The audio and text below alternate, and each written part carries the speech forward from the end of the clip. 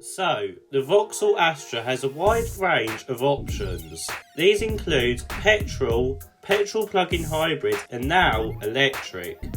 This opens the Astra to a host of new rivals like the Volkswagen ID3, Cupra Born and even the best electric family car, which is the MG4 EV. The question is though, should you choose the Vauxhall over its rivals? Let's find out. Hello everyone, welcome to Everything Cars and More. This is the #1 place to be for car news and reviews. Sit back, buckle up, let's go.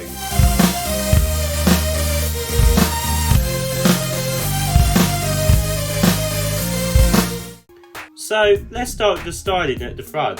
There is no surprise that the front of the Astra Electric is identical to the regular internal combustion engine powered car. This means you get the usual Vauxhall visor, which has the grille and the headlights in all one unit. These lights are LED, but on the top of the range Ultimate trim levels you can have IntelliLux pixel headlight technology. Moving lower down we get this sporty looking central air vent, and connected to it is a pair of side vents that look quite sporty for this type of car. Along the side, for me, it is quite plain, but we do get some sharp creases that are visible if you have the right colour, that is. We do get a black roof, and we do still sort of have a floating rear roof effect like the previous generation Astra.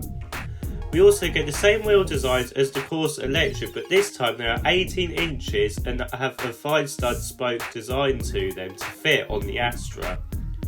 They also come in black for the first time on the GS model, but are bi-colour on the Ultimate model.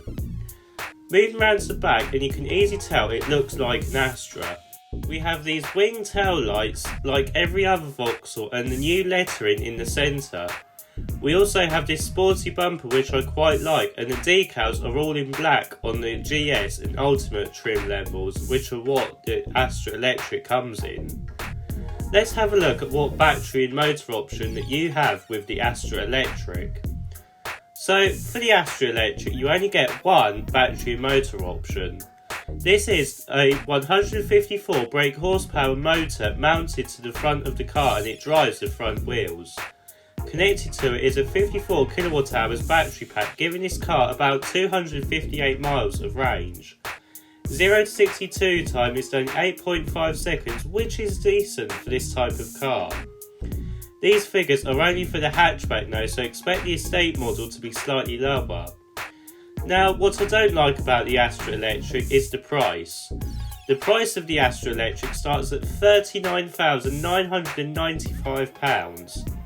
This is a lot of money for an Astra. For me, it does not even feel like it is worth it, as there is one main rival that is quicker, more power and has better range and is £10,000 cheaper. That is the MG4 EV. Yes, that is right, you can have an MG4 EV SE long range for £29,495, and it is better in every way than the Astra. Here is a table to compare it.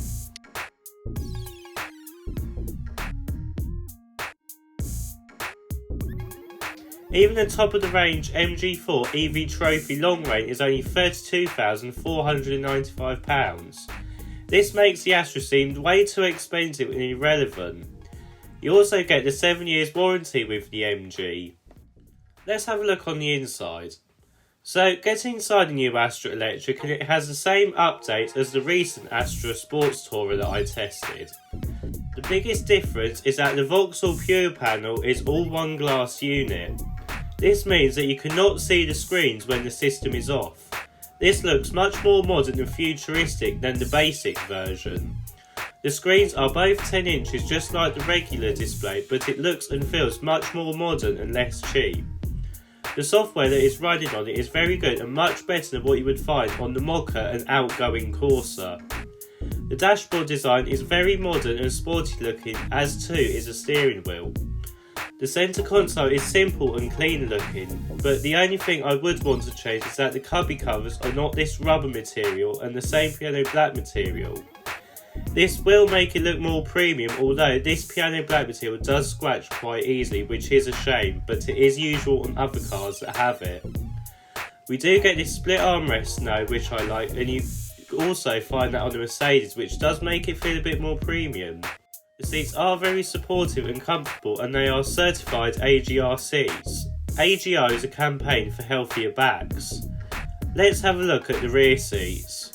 So, practicality for the Astra in the rear seats is not as good as it used to be with the previous generation. The legroom is not as good as before, and the headroom is not great because you have a sloping roof. You can fit 6 foot people behind another 6 foot person, but it is a squeeze and I wouldn't want to sit there for a long journey. Let's have a look at the boot. The boot size for the Astra is 351 litres with the seats up, or with the seats down it is 1268. This is less than the Astra internal combustion engine model though, and to be honest it is less than other electric vehicles. For example, the MG4 EV has 363 litres of boot space with the seats up, and with the seats down it is 1117. The Volkswagen ID3 is at 385 litres with the seats up, and with the seats down it is 1267 litres. So in summary then, would I recommend the Vauxhall Astra Electric? The simple answer is no. For me, the price is just too steep for the type of car it is, and especially when you look at the MG4 EV. The Astra itself is good as a petrol and plug-in hybrid, and it makes much more sense as it is much cheaper and it feels like it's priced right. For me, £40,000 for this type of car feels too steep for me, especially when it doesn't have premium materials or premium features like what a Mercedes EQA would have, for example. For £40,000 this is more of a premium car territory, and the Astra does not feel ready for that category yet. This is a big shame as I do quite like the Astra. It's a shame that the electric version doesn't tick all the boxes.